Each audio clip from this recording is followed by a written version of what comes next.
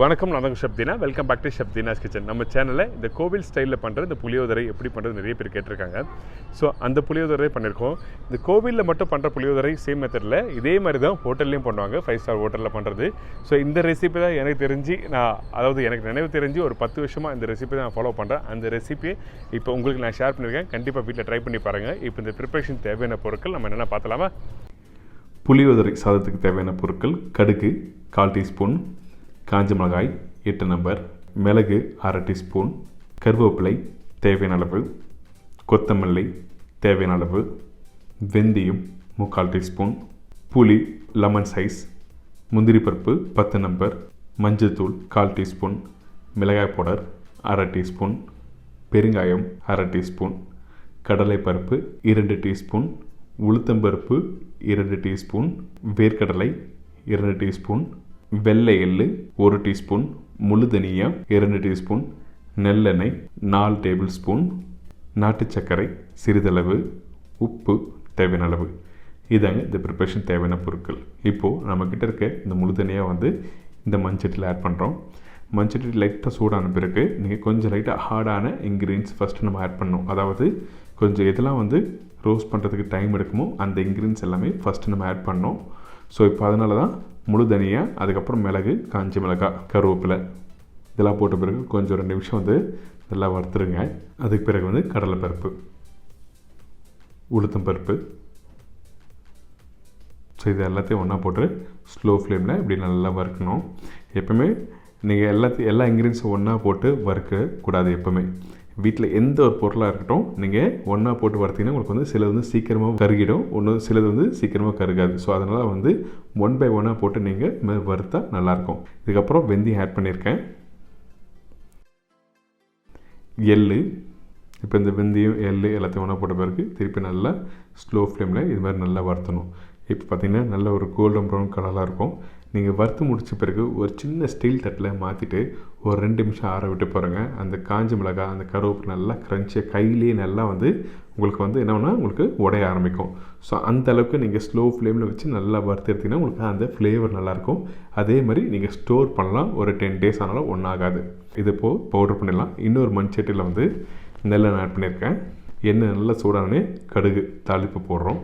சில பேர் அந்த கடுகு தாளி போடும்போது வெந்தயம் தாளி போடுவாங்க. நம்ம ஆல்ரெடி அந்த பவுடரில் தேவையான அளவுக்கு வெந்தயம் போட்டதுனால தாளிப்பில் வெந்தயம் நான் போடல. உங்களுக்கு வேணும்னா ஆப்ஷன் நீங்கள் ஆட் பண்ணலாம். என்னோடய சஜஷன் வேண்டாம் சொல்கிறேன். கடுகு நல்லா பொரிஞ்சு வந்த பிறகு உளுத்தம்பருப்பு ஆட் பண்ணுறோம், கடலைப்பருப்பு, வேர்க்கடலை. நான் பச்சை வேர்க்கடலை போட்டிருக்கேன். இந்த பச்சை வேர்க்கடலை போட்ட பிறகு நீங்கள் எந்தளவுக்கு ஸ்லோ ஃப்ளேம் வச்சுட்டு இந்த கடலைப்பருப்பு, உளுத்தம்பருப்பு, அதுக்கப்புறம் இந்த வேர்க்கடலை நல்லா வறுத்துருங்க. எந்த அளவுக்கு நல்லா வறுக்குறீங்களோ அப்போ தான் உங்களுக்கு அந்த புளியோதரை சாதத்தோடு சாப்பிடும்போது உங்களுக்கு நல்லா கிறிஸ்பியாக கிடக்கும். கொஞ்சம் லைட்டாக முடக்க இருந்தால் தான் உங்களுக்கு சாப்பிடும்போது நல்லாயிருக்கும். அதனால தான் ஸ்லோ ஃப்ளேமில் வறுத்தணும். இப்போ காஞ்ச மிளகாய், அதுக்கப்புறம் முந்திரி ஆல்வேஸ் சீக்கிரமாக உங்களுக்கு வறுத்தலாம். அதனால தான் முந்திரியை லாஸ்ட்டாக போட்டிருக்கேன். இப்போ கருவேப்பிலை. இப்போ தாளிப்பு எல்லாத்தையும் போட்ட பிறகு லைட்டாக மஞ்சள் தூள் ஆட் பண்ணுறோம். இதுக்கப்புறம் மிளகாய் பவுடர் 1/2 டீஸ்பூன் போட்டிருக்கேன். சில மிளகாய் பவுடர் நல்லா காரமாக இருக்கும். உங்களுக்கு காரத்துக்கு ஏற்ற மாதிரி மிளகாய் தூள் போட்ட பிறகு உடனே தண்ணி ஆட் பண்ணணும். நீங்கள் தண்ணி ஆட் பண்ணாமல் வெறும் அந்த ஆயிலே மிளகாய் தூளை கொஞ்சம் குக் பண்ணினா உங்களுக்கு கலர் மாறிடும், உங்களுக்கு அந்த டெக்ஸ்டரும் கிடைக்காது. ஸோ அதனால் தண்ணி ஆட் பண்ண பிறகு அந்த மசாலா நல்லா கொதிக்க விடுங்க. கொதிக்க விட்ட பிறகு இங்கே அந்த ஆயில் மட்டும் மேலே வரும். அப்போ அந்த மசாலா ரெடி ஆகிடுச்சுன்னு அர்த்தம். இதுக்கு பிறகு உப்பு தேவையான அளவு,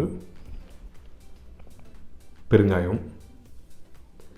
இந்த புளி சாதத்துக்குலாம் பெருங்காயம் ரொம்ப ரொம்ப இம்பார்ட்டன்ட். நீங்கள் பெருங்காயம் இல்லாமல் புளி சாதம் பண்ணிங்கன்னா உங்களுக்கு அந்தளவுக்கு அந்த ஃப்ளேவரை எடுத்து கொடுக்காது. ஸோ அதனால் எப்போயுமே அந்த பெருங்காயம் நீங்கள் எந்த ஒரு ப்ரிப்ரேஷன் பண்ணாலும் வீட்டில் கண்டிப்பாக எடுத்துக்கங்க. உங்களுக்கு அந்த ஜீரண சக்தி எல்லாத்துக்கும் பெருங்காயம் நல்லா உதவும்.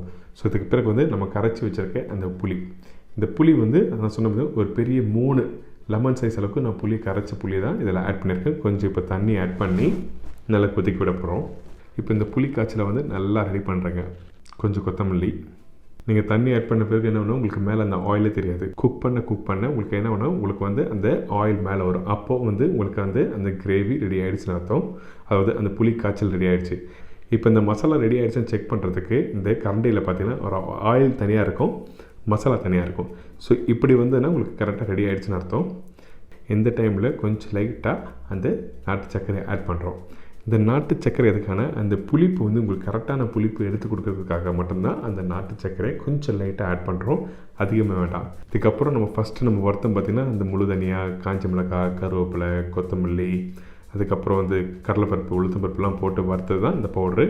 இந்த பவுட்ரு வந்து ஃபைன் பவுடராக இருக்கக்கூடாது, ஒரு 90% அளவுக்கு பவுடர் ரெடி பண்ணி வச்சுருக்கணும்.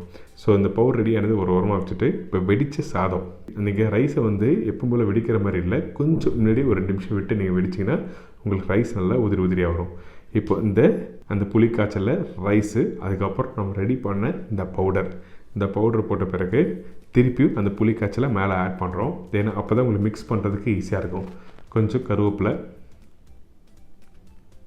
கொத்தமல்லி, நெல்லெண்ணெய் சூடான நல்லெண்ணெய், பச்சை நல்லெண்ணெய் வந்து கொஞ்சம் லைட்டாக அது மேலே போட்டு மிக்ஸ் பண்ணி திருப்பி ரைஸு அதுமாதிரி புளி காய்ச்சல்லாம் போட்டு அப்படியே ஸ்டெப் பை ஸ்டெப்பாக போட்டு நல்லா மிக்ஸ் பண்ணி எடுத்திங்கன்னா ஒரு அருமையான இந்த புளியோதரை ரெடி. மறக்காமல் சில பேர் என்ன பண்ணுவாங்க, அந்த வறுத்த பவுட்ரு மசாலா வந்து அந்த புளி காய்ச்சலை போட்டு மிக்ஸ் பண்ணுறாங்க. அப்படி பண்ண வேண்டாம். நீங்கள் அந்த பவுட்ரு எப்போவுமே தனியாக எடுத்து வச்சுக்கோங்க. ஏன் கேட்டிங்கன்னா உங்களுக்கு வந்து அதோட ஃப்ளேவர் உங்களுக்கு வந்து போய்டும் மிக்ஸ் பண்ணி எடுத்து வச்சிங்கன்னா. அது மட்டும் இல்லாமல் அந்த பவுடர் வந்து ஒரு 10 days நீங்கள் தாராளமாக எடுத்து வச்சு நீங்கள் யூஸ் பண்ணலாம், ஒன்றுமே ஆகாது. 10 to 15 days. ஸோ இது நல்லா மிக்ஸ் பண்ணுறப்போ இப்போ மிக்ஸ் பண்ணி எடுத்து சர்வ் பண்ணால் ஒரு அருமையான ஒரு புளியோதரை ரெடி. எனக்கு இப்போ இந்த புளியோதரை எப்படி பண்ணுறது எல்லாருக்கும் ஈஸியாக தெரிஞ்சிருக்கும். அந்த ரைஸ் எந்த டைமில் போடணும், அந்த புளி காய்ச்சல் எந்த டைமில் மிக்ஸ் பண்ணணும், அதுக்கப்புறம் பவுடர் எவ்வளோ யூஸ் பண்ணணும், இப்போ எல்லாருக்கும் ஈஸியாக தெரிஞ்சிருக்கும். கண்டிப்பாக வீட்டில் ட்ரை பண்ணி பாருங்கள். இதே மாதிரி நாளைக்கு இன்னொரு சூப்பர் ரெசிபி சந்திக்கிறேன். பாய்.